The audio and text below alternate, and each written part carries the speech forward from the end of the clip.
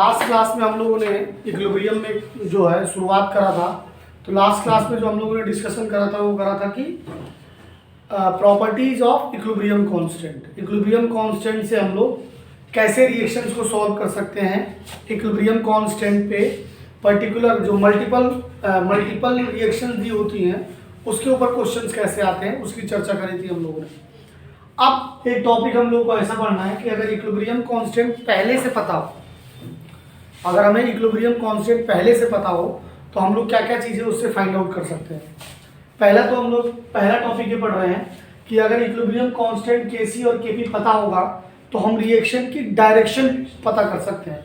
अब डायरेक्शन का बात ये हो रही है कि हम एट इक्विलिब्रियम की बात नहीं करेंगे, इक्विलिब्रियम के पहले और इक्विलिब्रियम के बाद कहाँ पे रिएक्शन होगी और रिएक्शन का मूवमेंट किधर होगा उसको हम लोग जानेंगे किससे, कंसंट्रेशन क्वेश्चन से। किससे जानेंगे? कंसंट्रेशन क्वेश्चन से।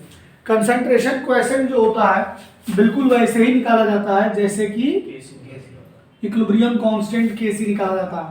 A B is equal to C and D। इसके लिए जब हम लोग QC निकालेंगे तो वो क्या हो जाएगा, कंसंट्रेशन ऑफ प्रोडक्ट्स C की कंसंट्रेशन ऑफ C की power C, concentration of D की power D divide by concentration of A की power A and concentration of B की पावर B। अब हम लोगों को क्या है कि Kc पता है तो हम लोग कंडीशन लगा देंगे। अगर मान लीजिए कि QC बड़ा है Kc से, आपने QC निकाला और वो Kc से बड़ा है तो रिएक्शन जो होगी वो क्या होगी, रिएक्शन बैकवर्ड होगी। रिएक्शन क्या होगी, बैकवर्ड होगी।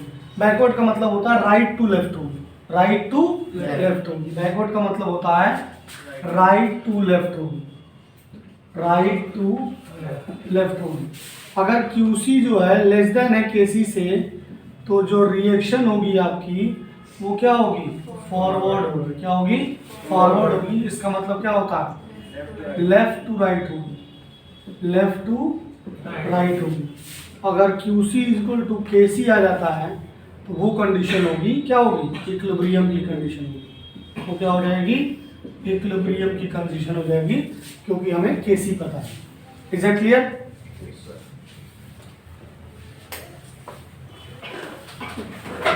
देखिए जैसे इस टॉपिक पे एक न्यूमेरिकल ले लें, समझिए। अभी ना the value of Kc for the reaction 2A equal to B plus C is 2 into 10 की पावर माइनस 3 है। एट अ गिवन टाइम, कोई एक टाइम है जिस टाइम पे composition of the mixture of A और B और C, इनका कंसंट्रेशन में जो देखा रहा वो 3 इंटू 10 की पावर माइनस 4 दे रखा है। तो हमें उस टाइम पे बताना है कि रिएक्शन कहाँ प्रोसीड हो रही है, उस टाइम पे बताना है कि रिएक्शन कहाँ प्रोसीड हो रही है। तो देखें सॉल्यूशन में क्या करेंगे, 2A equal to B plus C, इसके लिए QC निकालेंगे। तो QC बिल्कुल वैसे ही लिखी जाती है जैसे कि Kc, concentration of B concentration of C divide by concentration of A की पावर 2। कंसंट्रेशन ऊपर प्रोडक्ट आते हैं, नीचे रिएक्टेंट आता है।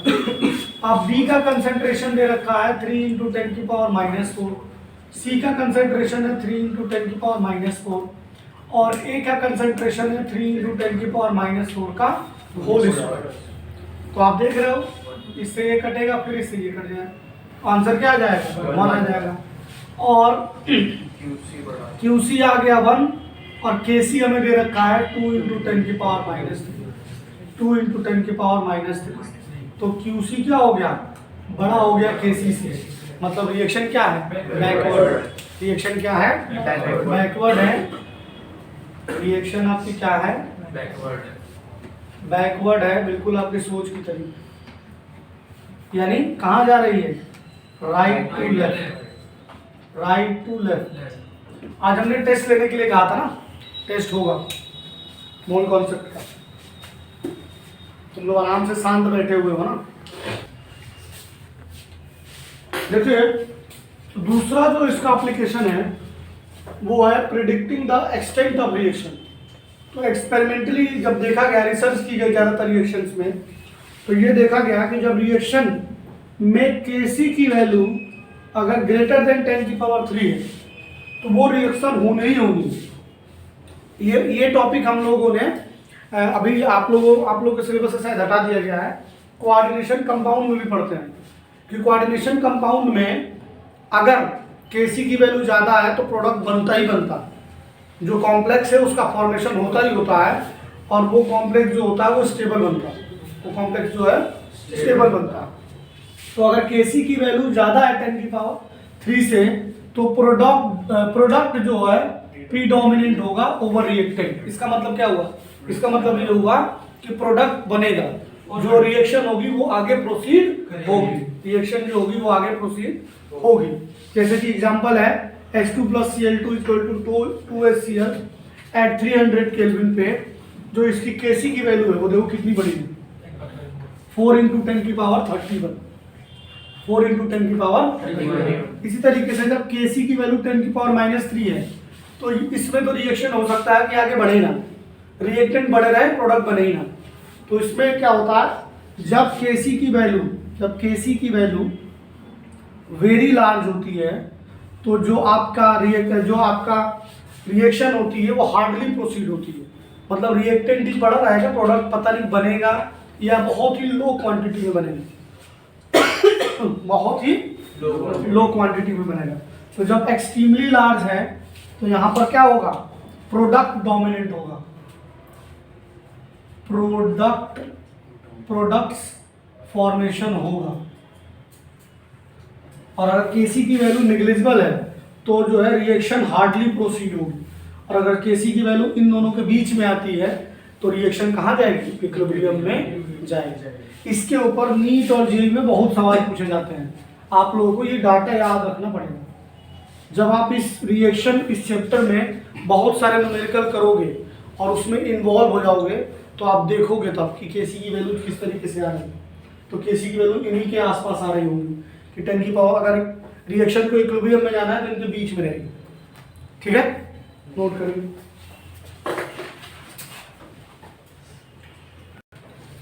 देखिए नेक्स्ट जो हम लोग को एप्लीकेशन पढ़ना है वो पढ़ना है कैलकुलेटिंग इक्विलिब्रियम कंसंट्रेशन।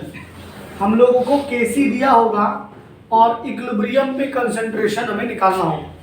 ये हम लोग ये जो कॉन्सेप्ट पढ़ेंगे वो क्वेश्चन के थ्रू समझने की कोशिश करेंगे, और सबसे ज़्यादा इंपॉर्टेंट टॉपिक है ये। इन तीनों में सबसे ज़्यादा सवाल इसी पे आते हैं, तो पेन ड्रॉप कर दीजिए और समझने की कोशिश करिए। कैसे सॉल्यूशन करेंगे ध्यान से समझिए। जैसे आपको रिएक्शन दे रखी है CO gas plus H2O gas = CO2 gas plus H2 gas, ये दे रखा। हमें इनिशियल कंसंट्रेशन दे रखा, ये दे रखा है इनिशियल कंसंट्रेशन। इनिशियल कंसंट्रेशन हमें रिएक्टेंट के दे रखे हैं और दैट इज 0.1 एंड 0.1 m। तो जब रिएक्शन की शुरुआत हुई थी तो हमारे पास सिर्फ रिएक्टेंट थे, प्रोडक्ट तो थे नहीं। हमारे पास सिर्फ रिएक्टेंट थे, प्रोडक्ट तो थे नहीं। अब जब इक्विलिब्रियम आया, एट इक्विलिब्रियम,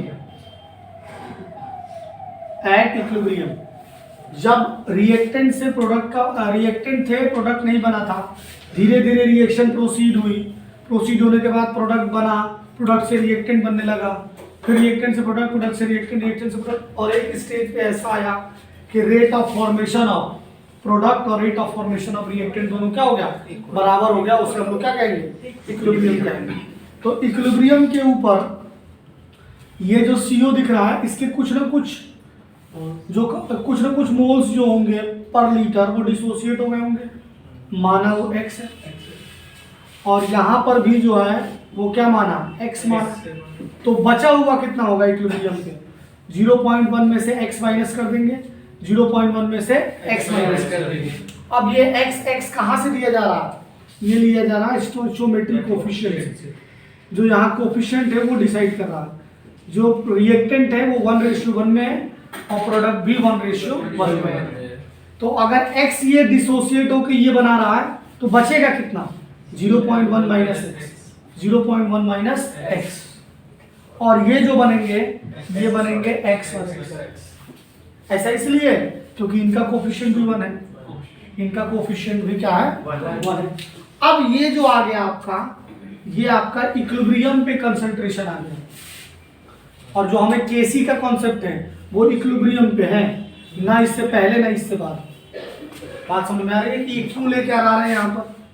अब हम लोग क्या करेंगे, केसी का एक्सप्रेशन लिखेंगे, वो हो जाएगा प्रोडक्ट का कंसंट्रेशन, इसका मतलब CO2 का कंसंट्रेशन इंटू H2 का कंसंट्रेशन डिवाइड बाय CO का कंसंट्रेशन एंड H2O का कंसंट्रेशन। अब हमें वैल्यू पता चल गई है, और केसी की वैल्यू हमें पता है 4.24, CO2 का कंसंट्रेशन x है और H2 का भी क्या है x है, और आपका यहाँ पर भी CO का भी और C क्या बोलते हैं वाटर का, दोनों का सेम है, that is 0.1 minus x and 0.1 minus x. तो यहाँ से देखो क्या हो रहा है, यहाँ से हो रहा है x square divide by 0.1 minus x का होल स्क्वायर 4.24, ये स्क्वायर तो ये क्या हो जाएगा होल स्क्वायर हो जाएगा, 4.24 equal to x divide by 0.1 minus x का होल स्क्वायर, और ये जो स्क्वायर होगा अभी स्क्वायर रूट में आ जाएगा, x divide by 0.1 minus x equal to square root of 4.24। Is it clear? Yes sir. अब हम लोग स्क्वायर रूट ऑफ 4.24 को एप्रोक्सीमेशन ले लो, 2 का 4 होता है और 3 का 9 होता है, तो 9 से तो बहुत दूर है, 4 के पास ही है, तो इसका आंसर हम लोग क्या ले लेंगे 2.12 ले लेंगे, 2.12 ले ले रहे हैं अप्रोक्सीमेशन में, divide by x divide by 0.1 minus x, cross multiply कर दीजिए, तो 2.12 इंटू 0.1 माइनस 2.12x हम लोग क्या करेंगे, इसको इधर लेके चले आएंगे और इसको इधर लेके आएंगे तो क्या होगा x plus 2.12 x equal to, इसका मल्टीप्लाई हो जाएगा 0.212 आ जाएगा, 0.212 आ जाएगा, क्योंकि 0.1 का मतलब होता है 10 से डिवाइड करना, 0.1 इज 1/10, तो एक पॉइंट इधर शिफ्ट हो गया, इसको जोड़ दीजिए और जोड़ के मुझे आंसर निकाल के दिखाइए सभी लोग, जोड़िए करिए।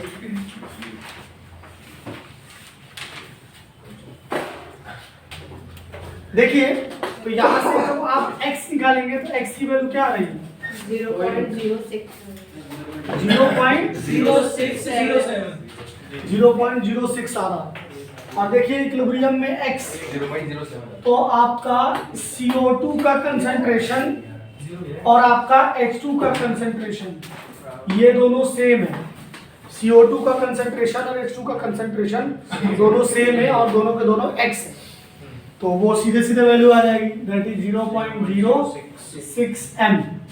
और अगर हम लोग कार्बन मोनोऑक्साइड और वाटर का कंसंट्रेशन देखें तो ये दोनों का भी सेम है, और वो क्या है 0.1 minus x, that is 0.1 minus 0.06, क्या रहा आंसर 0.94 m।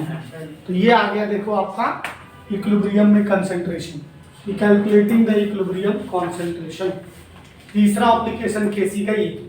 अब इस टाइप की आप ढेरों सवाल करिए, क्योंकि ये एक ऐसा टॉपिक है जिसमें बहुत सारे वैरायटी वाले सवाल आते हैं, ठीक है।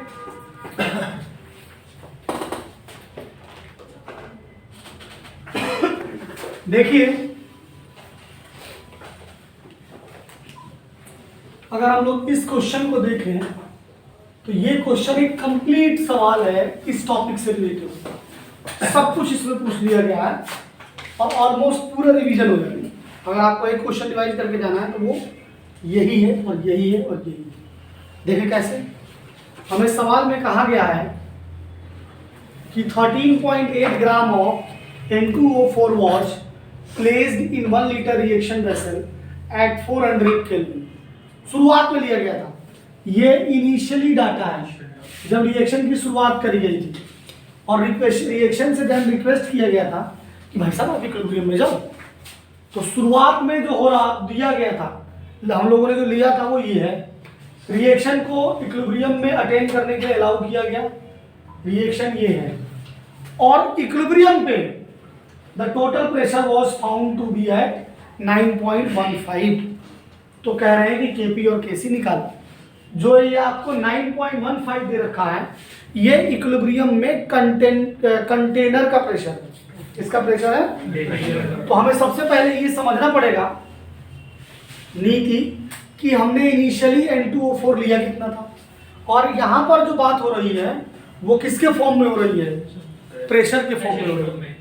जो गैसेस फॉर्म में होते हैं उनका आप कंसंट्रेशन मोल पर लीटर में भी निकाल सकते हो, और आप उनका कंसंट्रेशन प्रेशर में भी निकाल सकते हो, क्योंकि गैसेस जो होती हैं वो कंटेनर के ऊपर प्रेशर लगाती हैं, और उससे पता चलता है कि गैसेज हैं। अगर प्रेशर ज़्यादा है, बैरोमीटर से मेजर करेंगे, अगर प्रेशर ज़्यादा है तो आपका गैसेज ज़्यादा है। सीधे सीधे क्वांटिटी से रिलेट कर दिया गया प्रेशर, कि मान लो कि भाई यहाँ पर इस रूम के अंदर कोई आत्मा आ गई, तो आत्मा क्या करेगी, आत्मा अपने होने का एहसास दिलाएगी कि जो है क्या बोलते हैं, मेरी आवाज़ डबल हो गई, मैं सिर्फ तो एडनल है कि नहीं। तो उसी तरीके से गैसेज अपने होने का एहसास दिलाती हैं, कैसे, कंटेनर पे प्रेशर लगा के, कंटेनर पे प्रेशर लगा। तो सबसे पहले समझ लेते हैं कि इनिशियल प्रेशर है क्या। हमें N2O4 के बारे में गिवन मास दिया हुआ है 13.8, वॉल्यूम दिया हुआ है 1 लीटर, और टेम्परेचर दिया हुआ है क्या 400 केल्विन। तो आइडियल गैस इक्वेशन लगा देंगे, PV = nRT, उससे P आ जाएगा, that is nRT divide by V।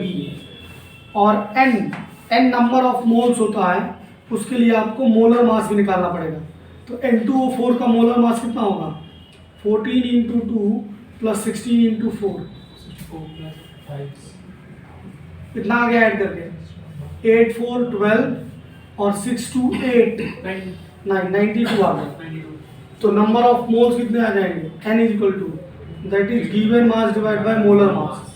Given mass है आपका 13.8 और मोलर मास है 92।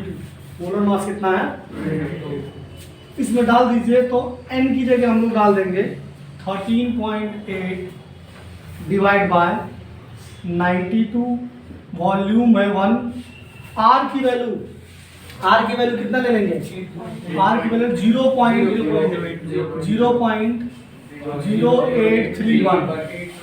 और अगर 831 ले रहे हो तो बार में होगा। r की वैल्यू जब 0.0831 ले रहे हो तो यूनिट होगी लीटर बार मोल इनवर्स केल्विन। और टेम्परेचर इसका दे रखा है कितना, 400। टेम्परेचर कितना दे रखा है, तो आप प्रेशर निकाल के दिखाइए। N2O4 का इनिशियल प्रेशर है, कैलकुलेट करके बताइए। ऐसा करते हैं, मैं आंसर ले लेता हूँ, टाइम काफ़ी बर्बाद हो जाएगा। और ये आंसर आएगा आपका 4.98 बार। आंसर क्या आ जाएगा, 4.98 बार। आप कैलकुलेट करके देख लीजिएगा। तो ये जो आया है वो बेसिकली इनिशियल प्रेशर आया। क्या आया है, इनिशियल प्रेशर। जब रिएक्शन की शुरुआत हुई थी तो कंटेनर में केवल यही था, कंटेनर में केवल और केवल कौन था, यही था, दैट इज N2O4 2NO। तो देखिए जब T = 0 है, इनिशियल कंसंट्रेशन जब हम बात करें, इनिशियल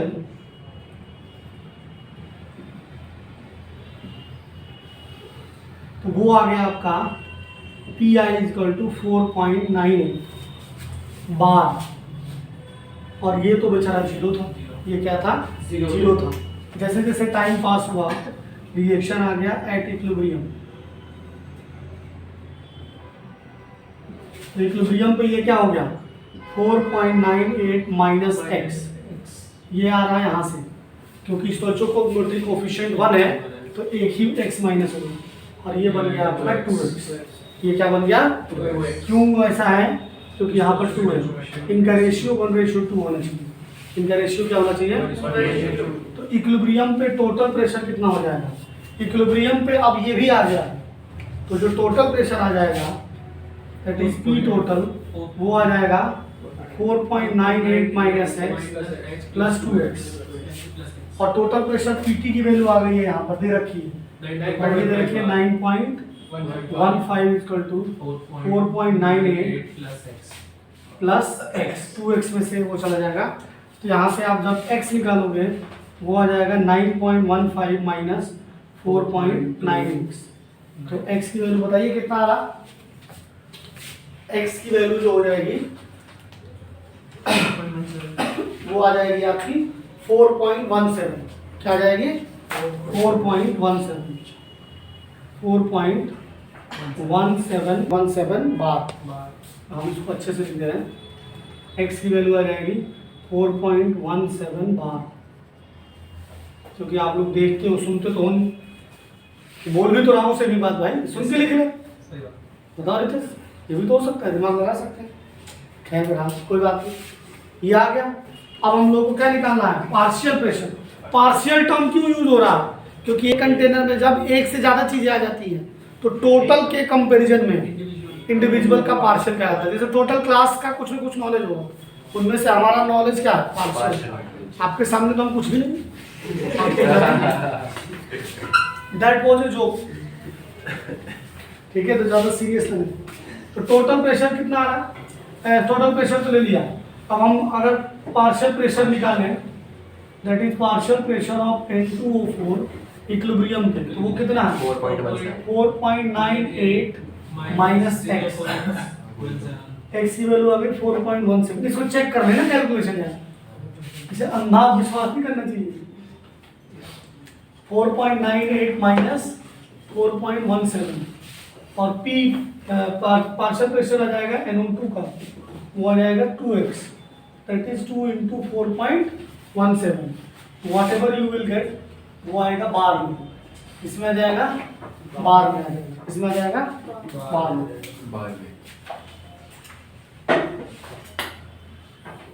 इसको सॉल्व करके आंसर आ रहा है 0.8।